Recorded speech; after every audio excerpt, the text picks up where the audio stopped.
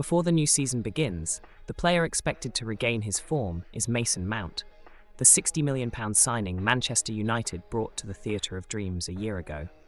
The English midfielder's talent is undeniable, as he was a crucial member of Chelsea's European conquest. However, wearing the red number 7 jersey, he has yet to inspire confidence. His inconsistent form, frequent injuries, and lack of impact on the pitch have led many to label him a failed transfer. Is Mason Mount truly as ineffective as many recent opinions suggest? Or is there a reason why manager Erik ten Hag included him in the starting lineup for Manchester United's first 2 games? Join us as we unravel this story in today's video. Mount started in both of Manchester United's first 2 matches. He played 58 minutes against Man City and then 61 minutes against Fulham. Normally, a player taken off so early from the starting 11 would have one of 3 reasons: an unexpected punishment, a failure to meet expectations, or a strategic shift in the team's lineup. We can rule out the first reason, as there were no red cards in either of Manchester United's first 2 games. So, it must be either a matter of performance or a tactical decision.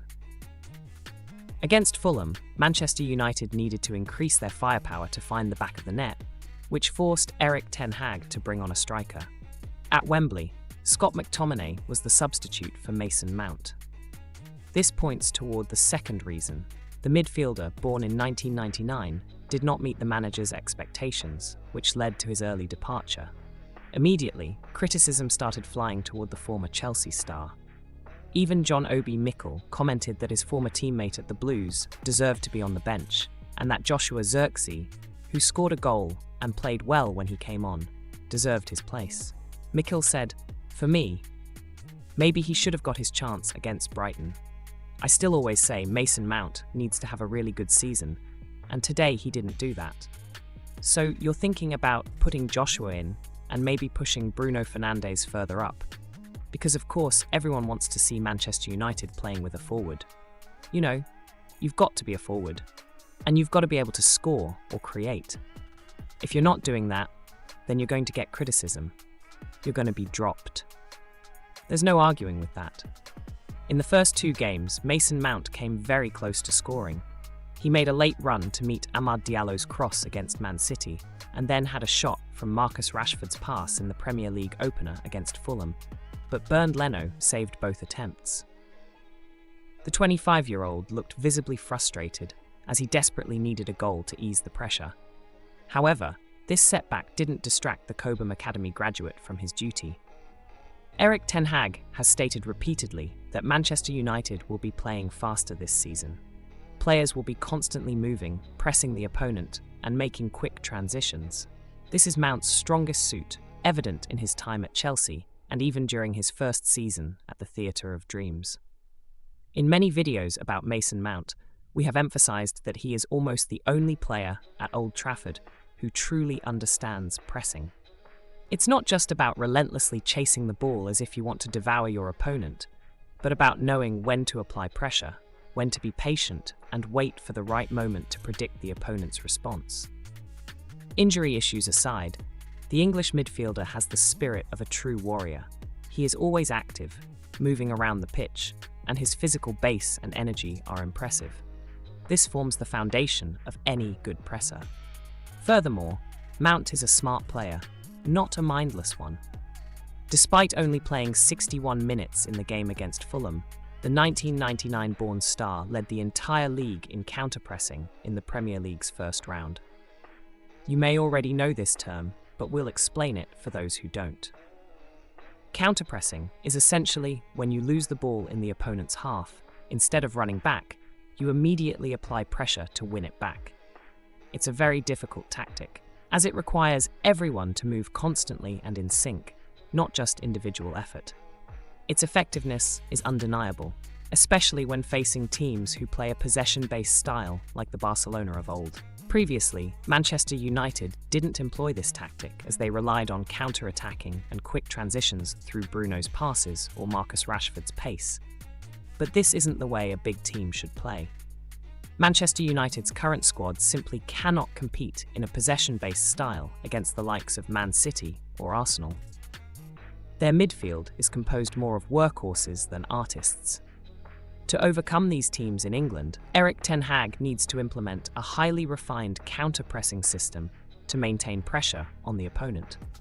Manchester United showed progress in this area as they stifled their London rivals in the first half with effective pressure from Mason Mount, Bruno Fernandes, Amad Diallo, and Marcus Rashford, who also moved more dynamically. That is why number 7 had the most pressing actions, with 23 in 61 minutes against Fulham, followed by the opposing duo of Alex Iwobi and Rodrigo Muniz with 20. This is also why we consider Marco Silva's team a very interesting one to watch this season. Their attack knows how to apply the necessary pressure.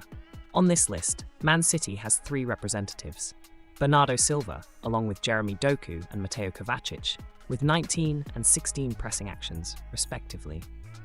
Chelsea has Enzo Fernandez, while Liverpool has Diogo Jota.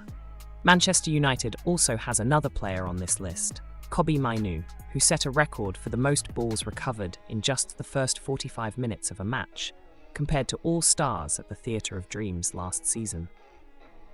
Before Mason Mount's injury, Erik ten Hag had chosen Hannibal Mejbri for this role to leverage the Tunisian midfielder's high pressing frequency. But the key difference between Hannibal and number 7 is the intelligence of their actions and their passing skills. Hannibal is very good at chasing the ball, and he's even got a bit of bite, but for an attacking midfielder, it's not just about that. He must also create good connections with those around him. The Englishman is a better, if not perfect, choice for pressing the opponent. It may seem that United are lagging behind other teams in implementing counter-pressing and teaching their players how it works. So, Erik ten Hag and the coaching staff need players like Mason Mount to act as examples for the entire team. Positive signs are already appearing, although of course, perfecting this will take time. Any project needs time to come to fruition, and fans need to be patient. It's true that the 25-year-old has not yet met the expectations we had for him. However, the fact that he played so little last season has had a significant impact on the building of the system the Dutch manager had hoped for. We know he is a quality player, and he is improving. To be honest, Mason had a tough season with a lot of injuries. Now we are happy that he has had a decent pre-season. I am sure he can do better in the next season, said ten Hag, who continues to support his player and hopes he will find his best physical condition to come back. As long as he maintains his form and fitness, number 7's role will become more evident. Playing 14 times in the Premier League and 20 times across all competitions isn't what fans expected from the former Chelsea star. He is determined to return to his peak form. We've shown some positive aspects in the games. There are a lot of things that the whole team can build on. Now we are ready for the season. I'm feeling really fit. I'm glad I had the chance to warm up for the new season. Now is the time to try and show my best. Fans have high standards for the Cobham graduate, but it's important to assess Mason Mount from many angles, not just his lack of goals and assists, or his need to pass with absolute precision and create tons of chances for his teammates. Old Trafford is undergoing a transformation under the guidance of its new coaching staff, and this machinery needs time to be perfected. The fact that the 1999-born star started in both of the first 2 games is not because Rasmus Højlund is injured or Joshua Zirkzee is not yet fit, but because Erik ten Hag wants to use him for other reasons. He wants him to apply pressure, create space for his teammates, and be a versatile player in different positions. But making him do too many things at once is not easy. No 7 is doing well in pressing, and he's helping the team press more cohesively. But if he isn't capitalizing on opportunities or his passing is not perfect, then fans should sympathize with the 25-year-old. He's still on a journey to regain his best form. When judging whether Mason Mount is living up to expectations, we need more time, more games to assess him. After all, the season is just over a week old. We're not overly praising the English midfielder, but he doesn't deserve the severe criticism he's received. This small act of vindication will help you understand the positive aspects that Mason Mount brings to the team, which in turn will allow Manchester United's gameplay to develop more effectively. You have just watched a production from United Universe.